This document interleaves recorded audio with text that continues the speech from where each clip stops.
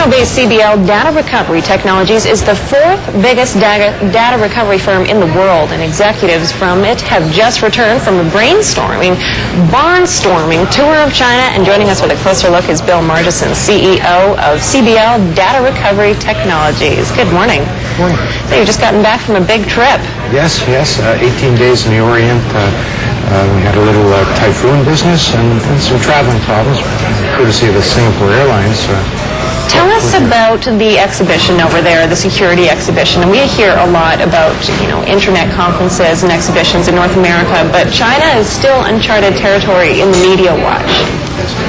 This was their second trade show dealing exclusively with internet security last October. The first one was marginally attended. This year it was an overwhelming success. About 20,000 people visiting, about 100 exhibitors, and it's telling us that China has now become aware of how important internet security is, and they're doing what they can do to promote its tools to manage that. Now, let our viewers know specifically what CBL does in terms of internet security. Well, we're a special crew. We're kind of like the Red Adair of the IT community. We recover data when systems crash. So if a hacker's gotten inside and destroyed the server, we're the ones that will get the data back in use as soon as possible. Okay, and I understand you have a fairly lengthy relationship with the Chinese, and you're doing some pretty hefty deals over there. Well, yes, it's been going very nicely. First, the Chinese are amazingly honest, straightforward people, and they asked us if we could help them fill a need. We said yes, and we haven't looked back. We've been working with them. I guess this is our fourth year. Formally, we've had an arrangement that's existed about a year and a half. They initially tried us out to see if we could recover data from sensitive situations, and we did. That's what we do. And one thing led to another. Last October, we met with them, and they advised us that in 1999, the Chernobyl virus had wiped out 10,000 machines in the government. And their statement was that this will not happen again, and they asked if we could help. So we did. We wrote kind of an inoculation against that particular virus, and this April 26th, when the virus struck, there were only about 150 machines affected. So we helped them out quite a bit. We also helped recover data off those 150 machines as well. So we've been enjoying a joint venture arrangement now since May this year, and looking forward to a bright future with it. Well, that part of that future includes creating 30 new data recovery labs in the Orient, in China. Can you tell us what these labs are like? I mean, when you think labs, you think beakers and Bunsen burners, but I'm sure these are completely different. Yes, they are.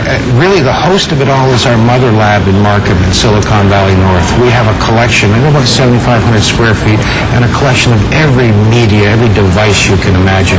Difficult to replicate that. So our strategy has been to support what we're calling like a triage lab, a smaller lab, to support all 28 of them in China, as well as the main headquarters, using the internet. We call this remote data recovery, and we're able to go online and work on a machine that may be in China, but we can do this from the comfort and security of our lab in Markham.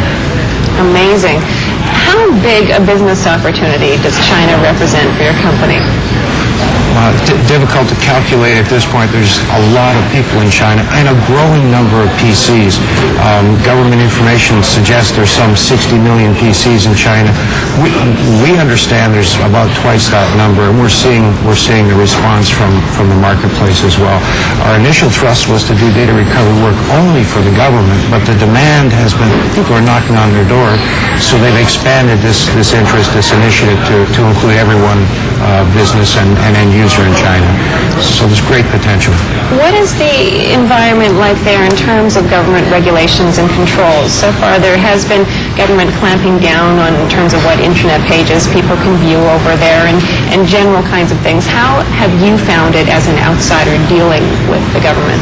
Well, I found it very responsible. Yes, they are issuing licenses and are very, very stringent controls with regards to who can work on antivirus software and the strategies that are used to do that. Likewise, ourselves, we were recently issued the exclusive permit to do data recovery on behalf of the government. They're trying to manage these situations the best they can, and they are doing it through legislation. Okay, well, thanks so much for joining us today. Thank you. All right, we've been speaking with Bill Margison, CEO of CBL Data Recovery Technologies.